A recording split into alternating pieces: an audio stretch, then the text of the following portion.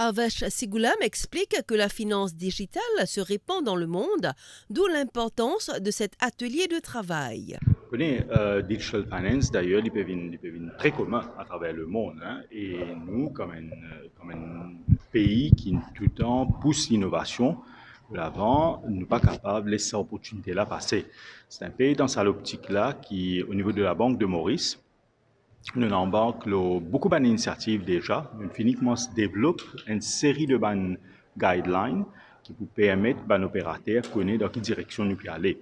Et sa conférence-là, aujourd'hui, devient un outil très important pour que nous soyons capables de discuter un peu de ce qui est besoin pour capable faire digital finance encore plus en réalité dans nos pays et qui nous capables, à travers un nouveau développement qui est là, amène une solution pour tout les Mauriciens qui pour rendre la vie beaucoup plus facile. Il ajoute que la Banque de Maurice surveille de près le marché des devises et interviendra si besoin est.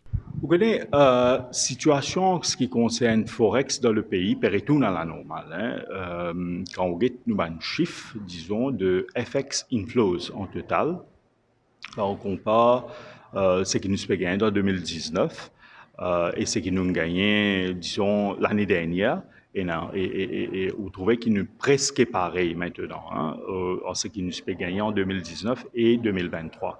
In between, 2020 à 2022, à travers le monde, nous passons par le Covid, nous passons par une série de chocs qui ont contribué à une baisse dans FX inflow. Bien sûr, maintenant, depuis le début de cette année-là, nous retrouvons un retour à la normale qui est un peu progressif, qui peut arriver. Et as we get better, définitivement, la situation peut bien améliorer. Mais pas veut dire que la Banque de Maurice peut continuer à veiller sur les opérations du marché de devises.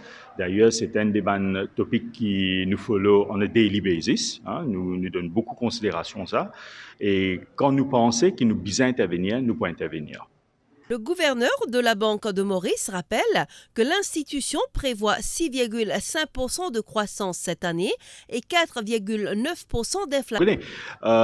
Évidemment, au niveau de la Banque de Maurice, nous faisons un travail indépendamment. Hein. Alors, dans ma conférence de presse, moi, fini dit à moi, en termes de croissance, la Banque de Maurice estime une croissance de à peu près 6,5%.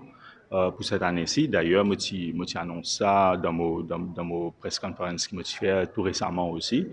Au niveau de l'inflation, nous peut target 4,9%.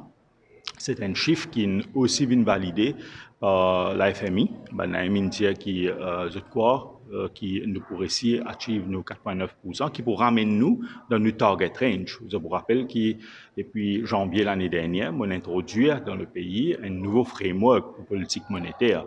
Et la FMI, il vient comme nous, hein, il dit à nous, oui, nous bien faire avec sa nouvelle politique monétaire qui nous met en place là. Avesh Sigoulam avance que la BOM est confiante du modèle économique préconisé ces 2 dernières années.